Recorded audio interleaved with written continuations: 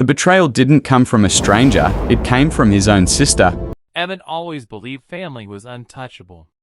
No matter how life changed, blood stayed loyal, or so he thought. He was 29, living in Denver, working long shifts as a civil engineer. His world revolved around two people, his younger sister, Claire, and his girlfriend of 4 years, Madison. One was family by birth, the other by choice. Together, they felt like home.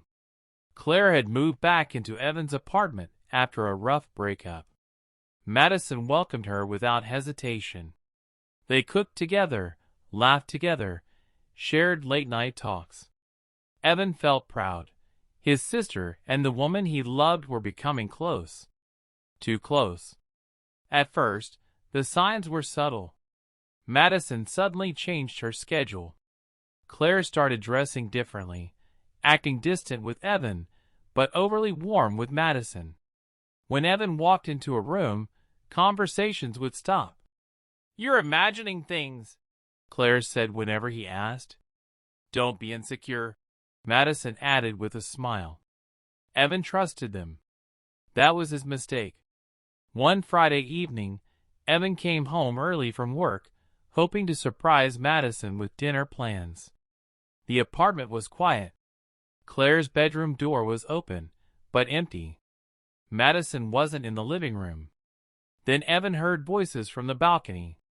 He stepped closer. Madison and Claire were standing inches apart, hands intertwined. Madison was laughing softly, the same laugh she once reserved only for Evan. Claire brushed a strand of hair from Madison's face.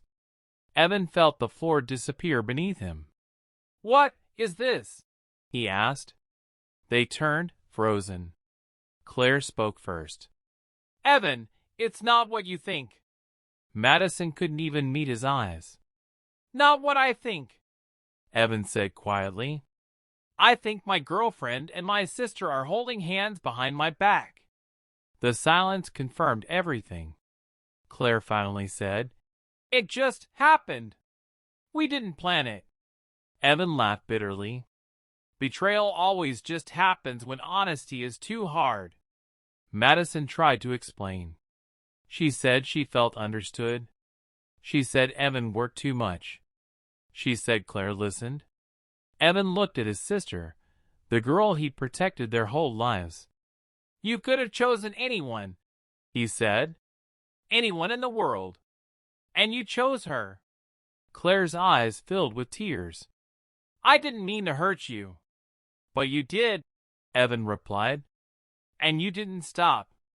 That night, Evan packed a bag and left his own apartment. The next morning, he returned only to find Madison gone, and Claire standing there, cold and resolved. "She chose me," Claire said. Evan nodded slowly. "Then you chose to lose me." Weeks passed. Evan cut contact completely.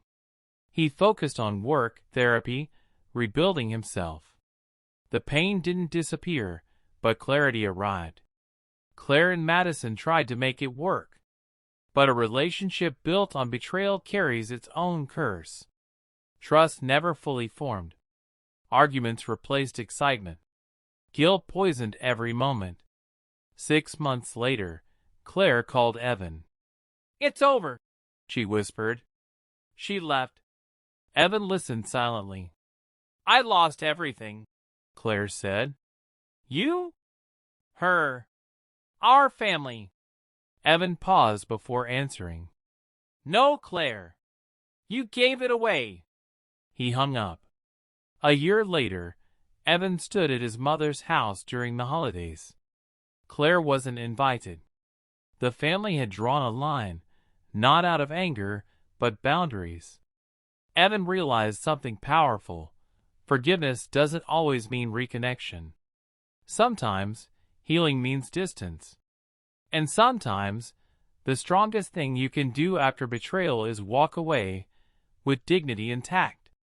Betrayal hurts most when it comes from family. But protecting your peace is not cruelty, it's self-respect.